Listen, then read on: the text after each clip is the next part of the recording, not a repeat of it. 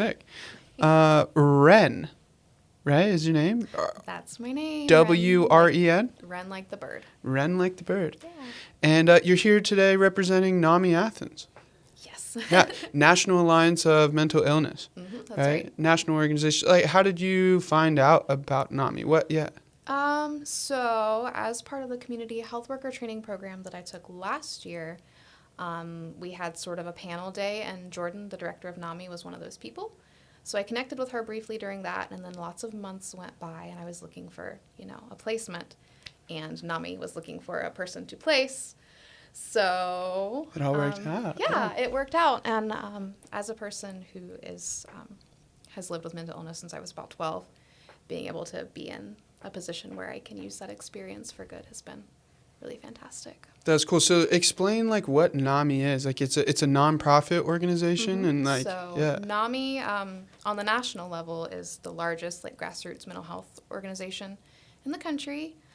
So nationally it started in the 70s, but NAMI Athens started in the late 90s. Cool. So we do education and advocacy and support for people who have mental illness or people who have loved ones or family members who struggle with their mental health. Cool. And you facilitate that via events, and so maybe there I was looking at the Instagram, and it's I don't know, you just was there a painting thing or something oh my gosh, there are so many things going on. So with NAMI we have what's called signature programs, which means if you take this class in Ohio and you take this class in California, it's the same content. Yeah. Okay. So we have signature programs. We have our family to family class, and that is for loved ones of people who have mental illness, kind of helping teach them how to navigate it, how to support their loved ones, but also support themselves. Yeah. And then we have our family support group. Connection support group is for people who have a mental illness themselves. Those are signature programs, but then we do a lot of non-signature programming, which are the exciting things. Wow. So we have a film series going on right now at the Athena. Family Wellness Wednesdays is... The film thing, what do you mean by that? Okay, so our AmeriCorps member, Christian, who is super mega into movies, took on this project, and so every Tuesday for May, because May is Mental Health Awareness Month, we're partnering with the Athena Cinema. Cool. So tonight we're showing Inside Out 2 because of the way it deals with emotions and anxiety for kids. So that's this evening, and then next week we have another kids film. It's called Marcel the Shell with Shoes On. I saw the YouTube videos of Marcel back in the day. So we're showing the movie. I didn't know he got him here. That's so cool. Yeah, he's got a whole film. You got to go. It's free for the community. Wow. Be there next Tuesday. Cool. What time on Tuesdays?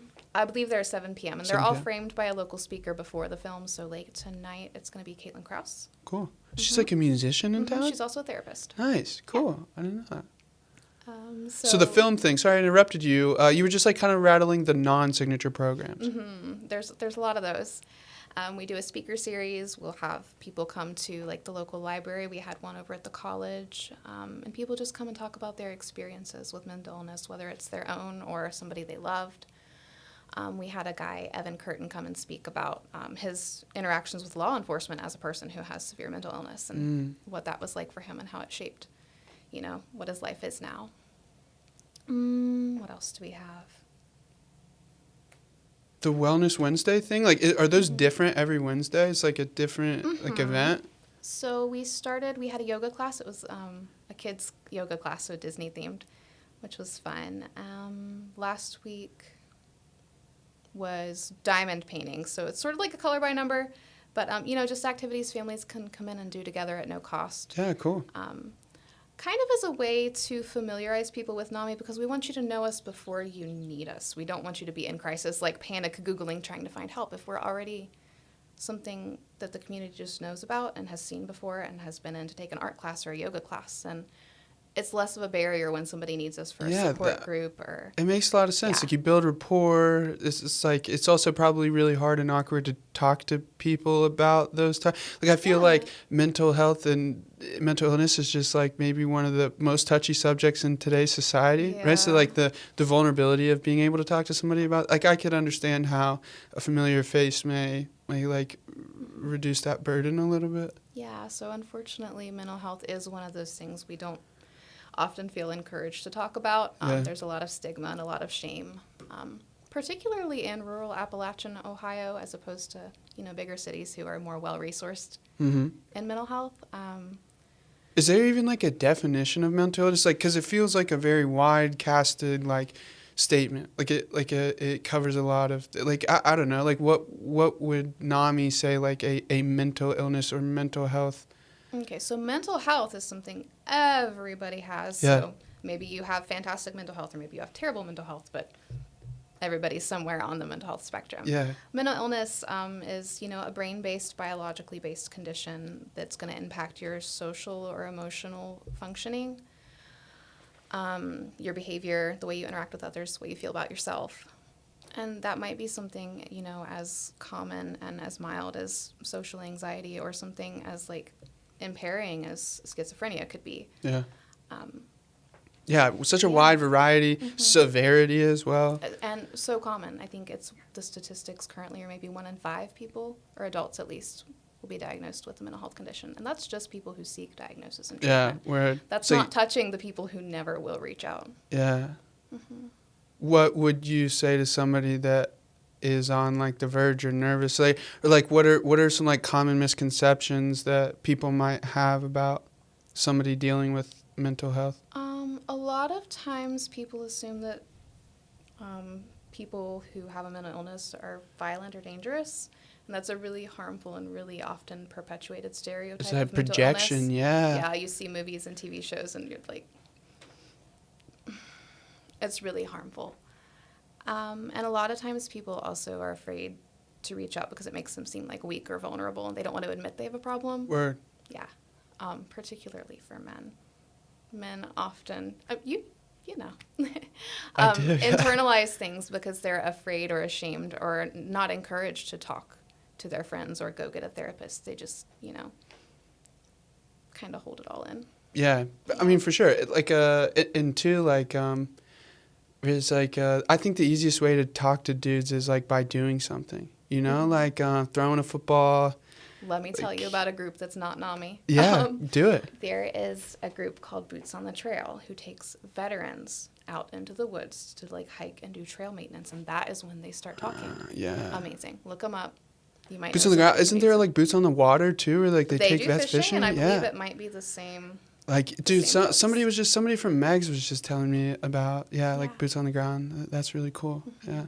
That is, why, is it just stereotypes? Like, why do you think men specifically have a problem talking about, like, mental health issues or just troubles or, yeah. That's a really good question. It's like a societal thing. I think that men are socialized in such a way that vulnerability equals weakness.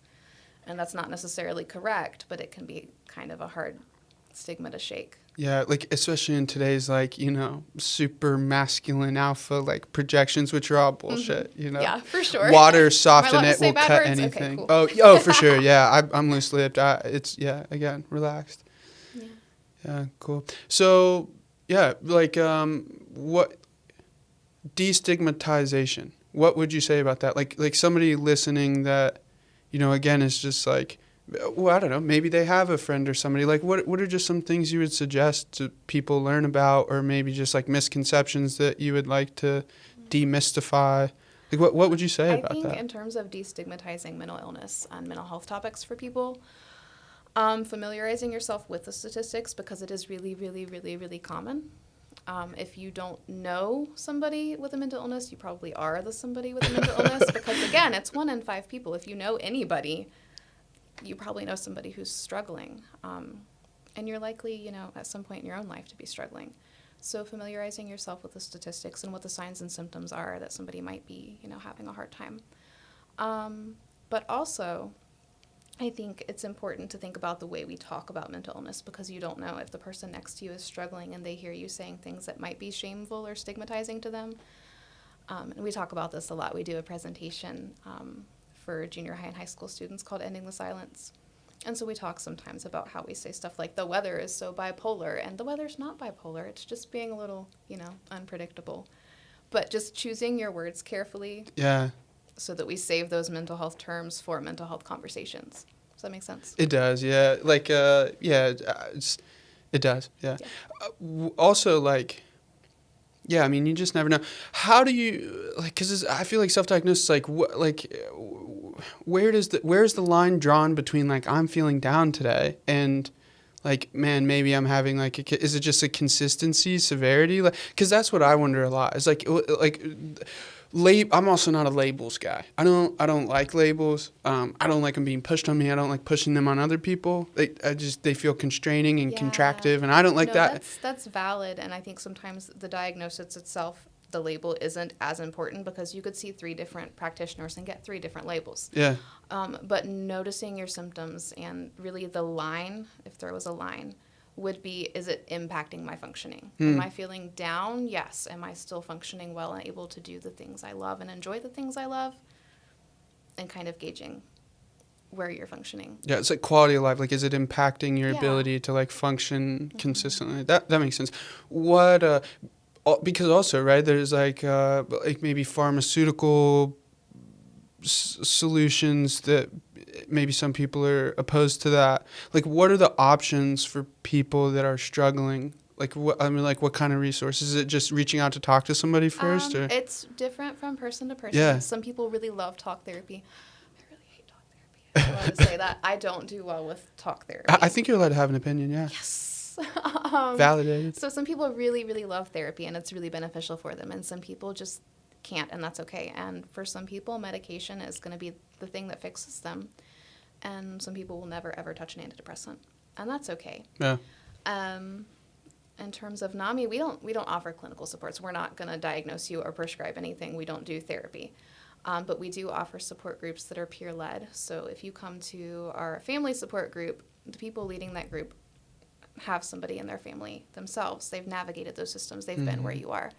So while they're not, in a position to diagnose or treat anybody, they feel you. They know. Yeah, talking from Yeah. lived experience, which is like probably the most important thing. It can really feel like the most valuable, impactful thing sometimes, knowing that the person sitting across from you isn't sitting across from you because they're like more educated or better or have a degree on the matter, but because they've sat where you're sitting right now. Exactly. It makes a big difference. Yeah. It also would make me more willing to like share my experience with them versus just, some like clinical stuff. The first time I tried to reach out to get therapy was when I was a student at OU. Really? Yeah. And I had a really terrible experience. And I don't want to blame anybody, I don't really know how it all works, but like, I think maybe I went 3 times and each time like I met a different, is that like in your way? We could trying to look at the microphone and look at me about your therapy experience. Locked back in. Yeah. So I think I went 3 times total, and each time I talked to somebody different, and we talked about the same exact, just kind of like introductory, getting to know each other. And I was just pissed off. Like, I was like, this is maybe even like worse than if I just would have never came and maybe just went for a walk with my friend. It just felt really, I don't know how to explain it. Like, it just felt like, what the fuck am I doing here? And so then I just stopped going, and then probably did, like, I would say a lot of like it's just like, whatever. I find the people that I communicate well with are the people that I'm like receptive to hearing from, I guess I've always just been an extroverted, like sharing guy kind of, but for sure, like from that experience, like during college, like I was like, I'm never probably going to try to go to therapy ever again. Yeah, therapy, and especially we live in a place that doesn't have enough mental health providers for the people who need them. Yeah. So when you do, you're on a wait list and you wait and wait and wait, and then you see somebody and then you see a different person that you've told the same story 3 times and gotten no real like. Yeah, it was almost just like reliving the it was just like sulking. Like it was I think it was like worse to just like be explaining the same thing over and over again, because it was, I could literally just felt like, am I just like stuck in a matrix loop here? Like, is this what I just every time I'm gonna like? It didn't build, it didn't like assist. And just from that kind of one bad experience or whatever, which, I don't know. Like, I wouldn't even suggest to myself that like I need a therapist now, but for sure, like that experience put me away from it. Yeah. Yeah, but it sounds like you have some solid supports in your friend group, maybe. For sure. Like, there's different people that I would talk to different things about, I don't know. But I also feel like I just, for sure, I have a good support system. Like, I've never been afraid to be the one to reach out to somebody, And then, like, I don't know. Like, I also just found, like, routes to express myself. Like I think even if I didn't talk to somebody about something else, like writing song lyrics or just like writing like free written or whatever, like free form poetry, like that was how almost I would talk to myself, because I wasn't like creating the things that I was like the content that I was creating. Rather just like letting it come out, if that makes sense. That does make sense. And then it's like you look back like 3 weeks later and you're like, wow, there's like a really strong theme here. I was going through some shit right there. Yeah. But then it was really hard. Like I almost feel like then, when I would try to write things, like it would all just be negative, and it was really hard for me to write positive things. But then that was just an observation of like, why am I so focused on these other, on these things? Why are these the things that are coming up? And then I sat with them a lot. I would say that a lot of my experiences like been through what people call spiritual teachers. Spiritual is a very loaded word. Yeah. But I mean, for sure, just like, it's not even like religious or anything. Like it's like very common sense things, I guess, that are just like explained in a way that really click with me. And it's like, damn, like I can be independent of these thoughts. I don't have to identify with these emotions. Like I am allowed to just sit with this and not know what to do with Sounding it. very Alan Watts right now. Oh, well, yeah, I mean, but that's what I would say. Yeah, like just that. I mean, I would call it spiritual content. I don't know. So, that is a little bit of my story. But, yeah, I mean, I notice as well that it's very hard to get men to, like, talk about those things, for sure. It is. Just their struggles, hardships, Yeah. And then that, I think men feeling unable to talk to, themselves, or not talk to themselves, talk amongst themselves, creates, other problems in society when we have men who are, falling apart on the inside and outwardly they're exploding. It just makes it really hard. I don't, struggling to make the right words. I know what I want to say, but I can't figure out how to say it. But men have, in America at least, have the highest suicide rates. Older white men are the ones who are more likely to attempt suicide, and a lot of that is because they don't seek help. They are ashamed or afraid or don't have the resources to speak up. And that's a depressing statistic. Yeah, but again, like put back to the point of NAMI. Like the point of NAMI is to educate and advocate on behalf of the people that, again, are dealing with it, like, or tangential to somebody dealing with it. Like, I think that's really important, Like, it's really cool to hear that there's a family group of people, like, again, just like lived experience rapport. Like, I mean, the weight of somebody's words in a group like that would mean a lot more to me than, just, again, some random therapist or whatever. Like, I would believe them via their lived experience, So that's really cool that, like, that resource is available. Yeah, a lot of our, so we have our family support group. We also have the family-to-family class, which is currently running.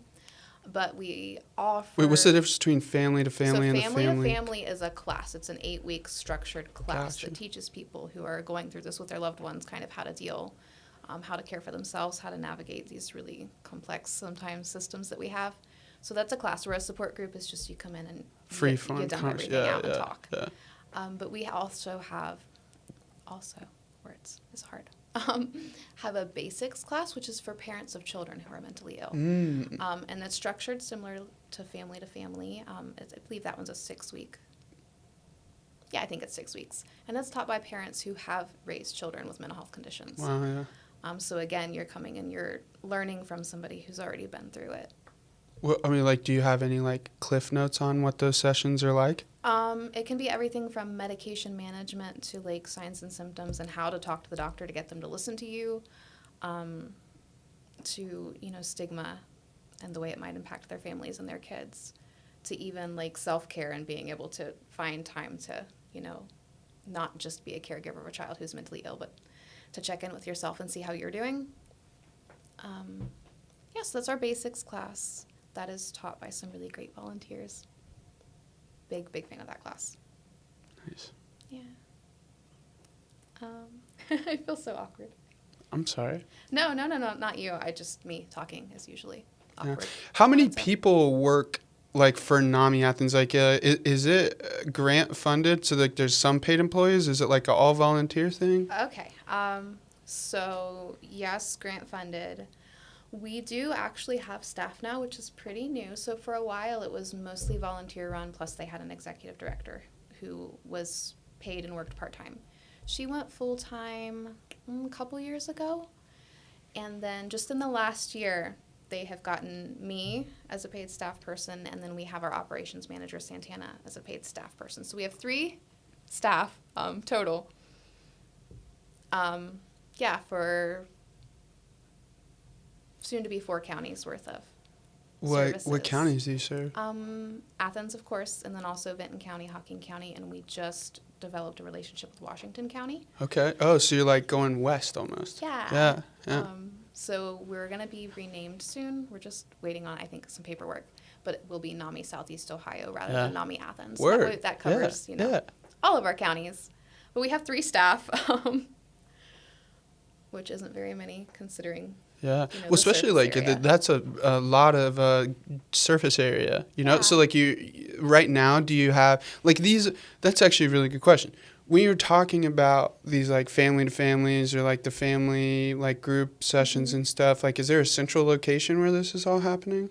Yeah, so a lot of our support groups and classes are actually volunteer run, so those aren't always done by staff, but we have our office on Blue Line Drive where support group is held and family to family is held. And then basics has been held at the hospital before, but as we, expand. Like Oblenis or Holzer? Or? Memorial. Oh. Yeah, that's where our basics class was held last time.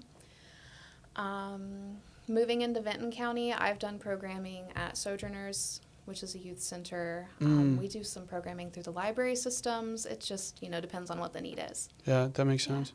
It sounds like a lot of logistical things to figure out when you're starting to stretch like county to county, all the way to Washington. Washington's far away. Sorry, no. Totally interrupt.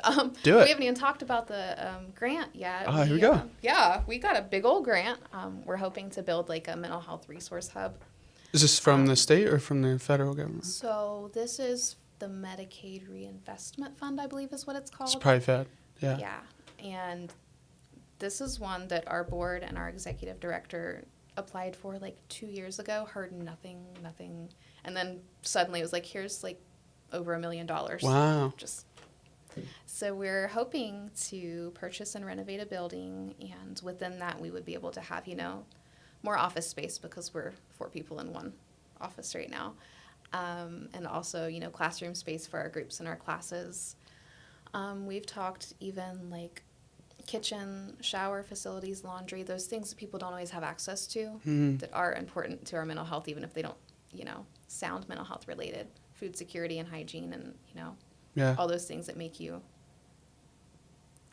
meet your base level needs. If you look at the hierarchy of needs, you can't move up and prioritize your mental health or your self-actualization if you're, wondering basic necessities. For sure. That was like unconscious, like, I don't know if self-harm's the right word. Like there's this one thing that I would write a lot, like take a shower, brush your teeth, you've got demons to defeat. Like if you can't do anything, just like get up, take a shower and brush your teeth. Yeah. So like the hygiene thing makes a lot of sense to me. Yeah. So making sure those very base level needs are met hopefully will help people, be able to move up that ladder of need and take care of their mental health as well. Another thing that we've talked about having in that space, and this is all just like big daydreaming right now. We're it's my favorite thing to do. Very early on in the process, but is having like a social enterprise, like being able to offer people job training and supportive services, because oftentimes people who are struggling with their mental health maybe can't show up, clock in on time, work a 9-to-5 regular job. They need flexibility and understanding, and some days they're not maybe going to show, or they're going to be in late, or they're going to have to take off early because they have other things. Maybe they have counseling, or they need to get their meds adjusted, or, whatever. Yeah. There's a lot of, like, stigma even around that, I feel like. Just, like, the cushion or, like, the inflexibility. Like, I feel like a lot of the bigger box corporations, they don't like, care. Yeah, like, very just, like, whatever, policy-driven, like, I don't know. There's nuance and context to everything, and surely, like, somebody will abuse, like, the flexibility you give. but like, I mean, for the people that need the flexibility, like, is a little bit of abuse of that a good thing to give it to? It's like the same way I feel about, like, even something like food stamps. Like, there are probably people that, like, maybe abuse that system, but for the people that it is saving their life, like, it's worth that to me. Absolutely. And I feel the same Yeah. way about that, like, just given the ability to, be where you're at when you're there. Yeah, so we're hopeful that maybe someday we can offer some sort of supportive job training. My boss is really set on the idea of having like a dog treat business, like being able to make and sell them, like in a storefront maybe, because we also want to get like a support dog in the building. As a little mascot, little emotional support guy. Animals are great. They're really great. I mean, They are, though. Like, they just love you all the time. Like, they don't Yes. care. Like, you're having a bad day. Like, it just doesn't you're matter. sad? Let me love you. You're having the best day ever? Oh, my God, you're home. Like, you Yeah. left for 10 minutes. Oh, my God, you're back. It's great. Yeah, my dog thinks it's the best day of her life every time I come home from work, which is amazing. Yeah. My kids don't look up. My dog loses her mind. But yeah, so we've got this big old grant, and hopefully soon we'll nail down What to a do for with sure it. space Yeah, and get some plans. There's actually a community survey. Oh, I should have brought you one. I'm going to have to email you one. Cool. Just so we can get some input from the community on what they would want to see in that space, because we Yeah. don't want to like decide what the community needs. We want to hear what they want. For sure. Yeah. What would be, like, options or things that people would suggest, do you think? They're pretty open-ended questions, but I do expect the food security Yeah. and food access is going to be a big one when it comes to mental health. Also, maybe like offering transportation, because again, transportation can be a huge barrier to anybody trying to get services. We're lucky to be pretty close to the bike path, the bus lines. So our Athens office is already sort of accessible, but again, I come from Gloucester. There is no public transportation out that way. Yeah. You look at people in Benton County, there's nothing. So I think maybe being able to offer transport for people is going to be something that's requested. Wow, it's cool. Yeah. What do you think? What do you think we need? Man, No what pressure. yeah, I mean, so this is like the space that would be, I mean, maybe just like more people sharing their story. Maybe like more speakers like coming in and just like this is like what I went through, this is how I felt during it, this is what happened. Maybe here are mistakes that I made. Here's how I was mean to myself. Yeah. Or like here's what I was afraid of opening up about, whatever, just like being honest about the fear that is attached, because that, like, to me, that's what really all this, like, the inability to share is about fear. Like, fear that I'll be perceived a certain way. The judgment. Whatever. Yeah. So I think it's just like more, just like encouraging more people to speak their truth. I think the more that people will hear other people's struggles, like this, like you could relate to that, or it's like, damn, man, like, I don't know. I feel like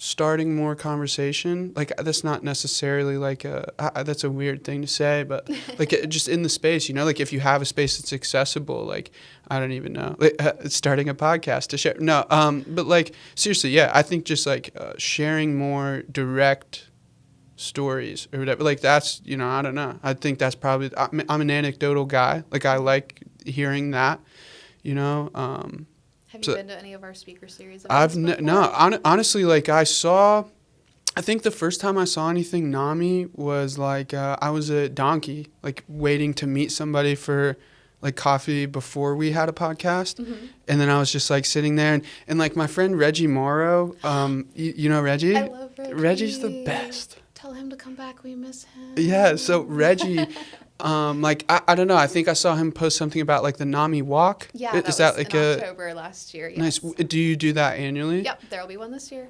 And what is it? Just like a fundraising sponsor? Like you get somebody to sponsor your walk, or Mm-hmm. yeah. So it's a 5K walk run, and we usually have some speakers there.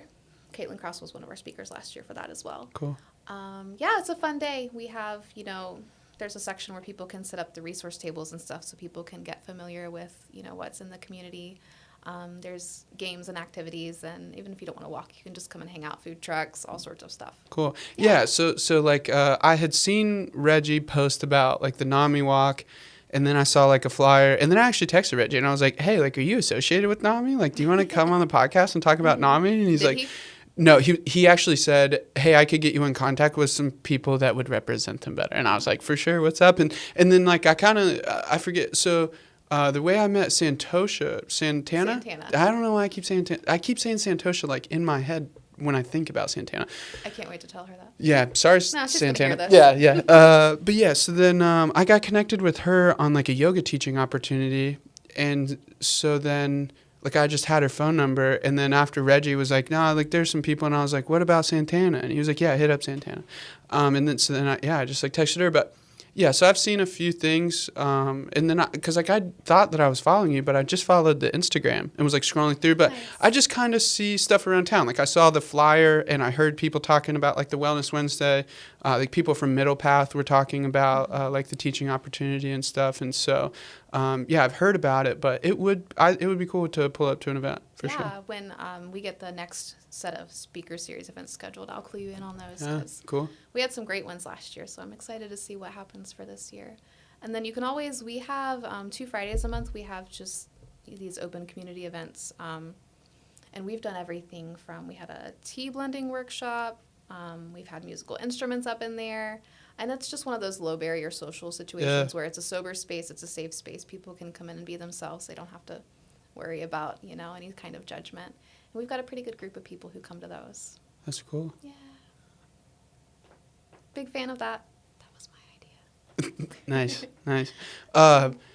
Man, what's another like open-ended that I like to ask? How can the community support what you're doing? I mean, is it showing up to the events and Come to the events. Yeah. It's a big one. Yeah. Get familiar with us. Get to know us. Tell people who you think might benefit from our services about us.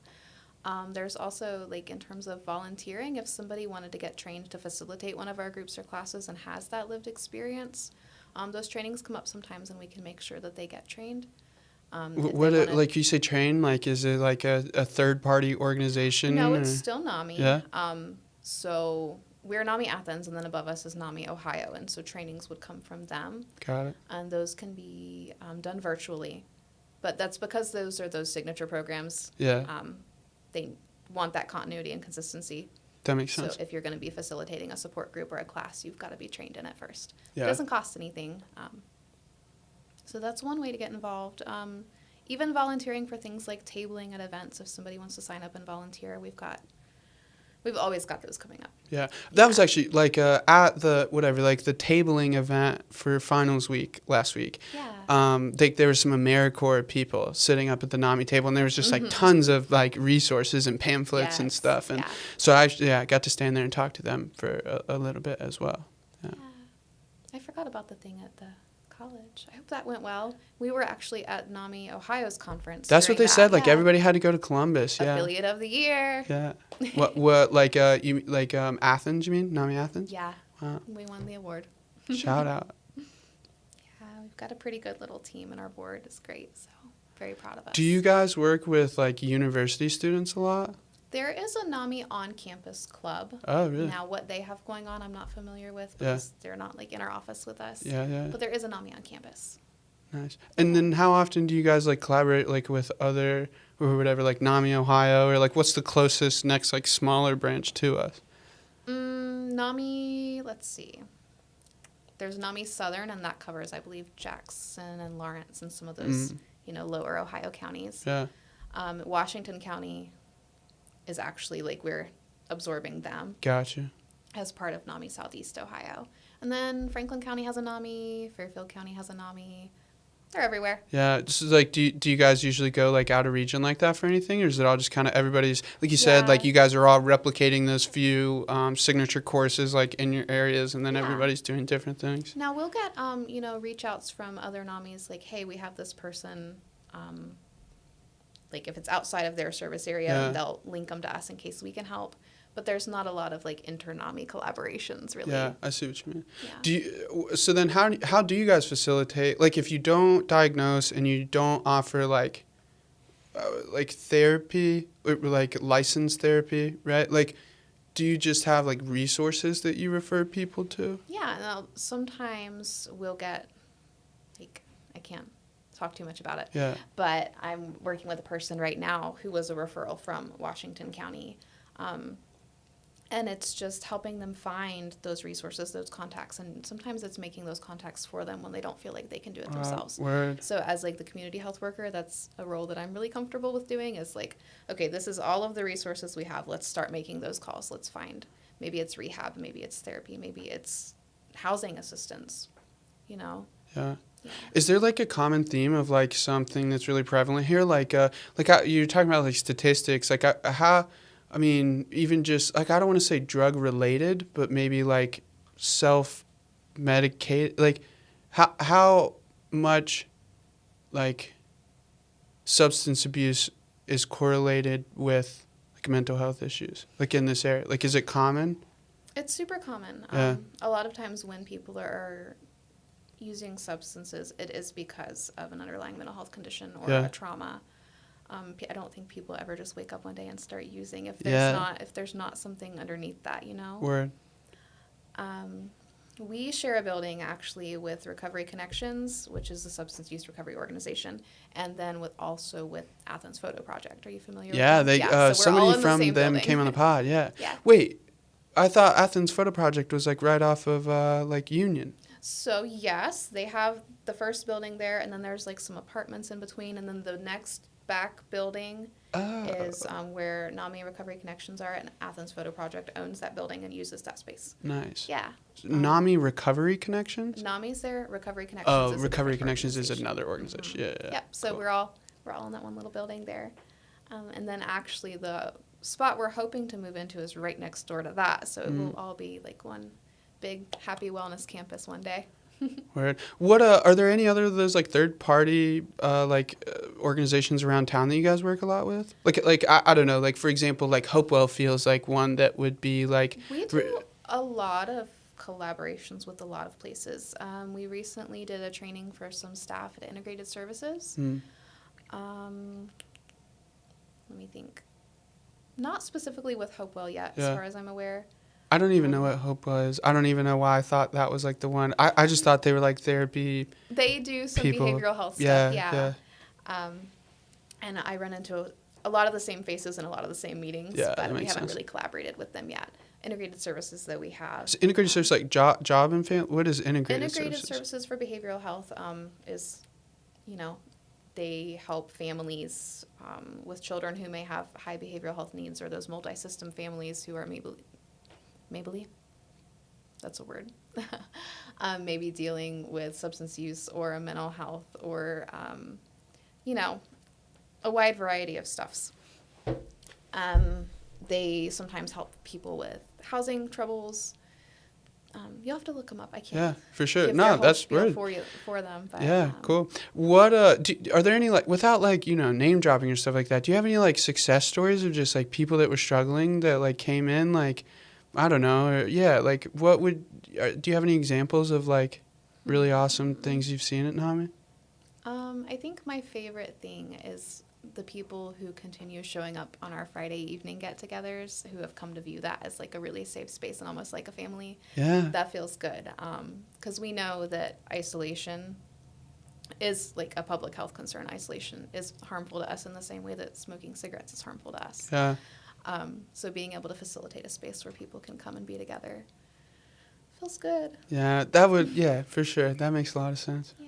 Because it was like actions are louder than words. Like they're not, the reason they keep showing up is because, like they're getting something out of it. Safe, yeah.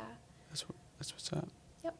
And yeah, as somebody who, I've struggled with my own mental health. I think my first hospitalization I was 11 or 12. So like, as somebody who has lived it, and that isolation can be real, and that shame can really be a wall between you and the rest of the world. And I didn't obviously I'm not cured, but it never just it's a loaded word, goes away. But I didn't even begin to get better until I was in my mid-20s, And I feel like I did miss out a lot on friends and opportunities and relationships and things because I was too busy being sick. And to be in a space now where I feel okay enough to try to provide that for other people. That's good stuff. Yeah, it made me think of I wrote this one time, like, I'm never okay, so I'm never not okay. You know, like that. Yeah, I felt that way for a long time. Yeah, I think while we're down in it, it can seem so normal. We're like, this is just the way I am. Yeah. And so you don't really expect or hope for better because this is how it's always been. So to come out of that low and be on the other side for a little while and be like, oh, that was really bad, but it wasn't permanent for me. I don't know, maybe it can give somebody else who's still in that low a little bit of hope that maybe it's not permanent for them either. Yeah. Again, I think maybe. Yeah, fear. Fear is what just keeps coming up for me. Like the idea of fear of like, I mean, even that, like, you're just like, you fear that I'll never be better. I'll never be okay. What if I try and I fail? That was my thing. It's like, what if I get a bad grade at getting better? Like. Yeah. It's a bitch. Fear. Yes. But I also. The Mind Killer. What is that from? Fear is the Mind Killer. Why is it in my head? That's from a movie. I don't know. I forget who said it, but they were like, fear is a mile wide and an inch deep. So, you know, like, you're standing at the edge of the lake and like, you can't see the end of it. So you're like, obviously I can't deal with this. Yeah. And then you like take a step into the lake and you're like, oh, dude, I could just walk across this whole thing. You know, like, it's a mile wide and it's an inch deep. Oh, I love that. Yeah. It also too. I think it's like this like business private equity guru guy like Alex Hormozy that's starting to come back to me now, because another thing that he talks about is just like vague fear, or like anxiety. Like, the more anxious you are about something, it's like the more vague that your anxiety is about it. And then if you start being very specific with like what you're anxious about, it's like the more specific you can be about it, like the better you can name it and the less power it has over you. That has really helped me a lot too. What's given me like a perspective to like just observe maybe a little more, you know? Yeah. I'm going to try and remember that. I just like take these little gold nuggets. As a highly anxious person, I'm like, yeah, I like that. Yeah, was it like it for sure? And I don't even know. Like, I think a really important book for me was The Power of Now by Eckhart Tolle, and he has one of the most like common, like, he has this like kind of like English British accent, and I just really like it. Like, I listen to his audiobook. I was wondering like how you're hearing his voice while you read. I forgot audiobooks exist. Yeah, so then now though, like, there'll be things that he says, like, or there'll be things that, like, I don't want to sound schizophrenic, but like, I'll hear his voice, you know, like, you know, I what's like a simple anecdotal story of something that helped me from him. So like, he talks about like being very present, and like presence allowing yourself to, or like maybe presence pulling you out of like the fear of like some of these things. And it's just like, you know, like just when you wash your hands, like being really aware of the water on your hands, right? And just like that kind of like second to slow down and check in, you know? And another thing that he talks about, the thing that I hear all the time from him is like noticing like racing thoughts, or like a thought pattern, or like a specific maybe tone of self-talk of like, you know, just talking down to yourself. And, you know, obviously I'm not perfect, and so it's not every time, but, you know, a lot more commonly when those like patterns occur, like I hear Eckhart Tolle say, oh, there it is again. Like, you know, there's the fucking mind just like taking off, you know? And, no, it's really good that you've kind of built that awareness, and that's awesome. Yeah, well, it's like, you know, I am unconscious at times as well. But yeah, that's what, and so I don't really know. I would say also that maybe it was because of the bad experience, but I don't think like talking about, I think like, I don't know, like in a clinically therapeutic setting, like that doesn't even sound appetizing to me. Yeah. But like, you know, I don't know, like, you know, it's just the crazy shit. Like this dude who his entire, like all he talks about is like business, you know, but then he'll just be dropping these like wisdom bombs. And I'm like, fuck, he's fucking right, you know? Like, so as my 9-year-old would say, he's spitting truth. Yeah, I mean, what's up? How, you know, because that's something I've always thought about is like, you know, there'll be times where I just have an overwhelming day, and like I walk in the door and like I don't have children. I have some like animals. I'm about to get married. Like I'm in a committed relationship, I think. And like when we talk about like having kids and stuff, like I think about on those days, like when I come home and I'm just kind of like empty, you know, like how am I going to react with like with like some more responsibility to like take care of a child. And like you've kind of maybe expressed some mental health issues. How have you regulated that as a parent? Or like, I mean, just what would you advise to parents that are maybe dealing with just some difficult emotions? No, for sure. As a mentally ill person and as a parent, I think the most helpful thing has been being honest with my children as much as possible. My children, we have mental health conversations. I can tell them when I'm having a bad mental health day, and I want them to tell me the same. You know, if they're struggling, my 9-year-old can tell me when he's feeling really anxious. And those are important skills that I didn't have built into me when I was a child. Wow. And had I been given those skills as a child, I probably wouldn't have gotten as sick as I did. So I think being honest with ourselves and with our families is probably number one. But what is that like with like a 6-year-old or I mean, I don't know. Like how, what is like, I don't know if what's an example, but like, how do you make that accessible to such a young person? I'm trying to think back to when mine were littler. They're 9 and 12 now, so they're getting bigger and better at understanding.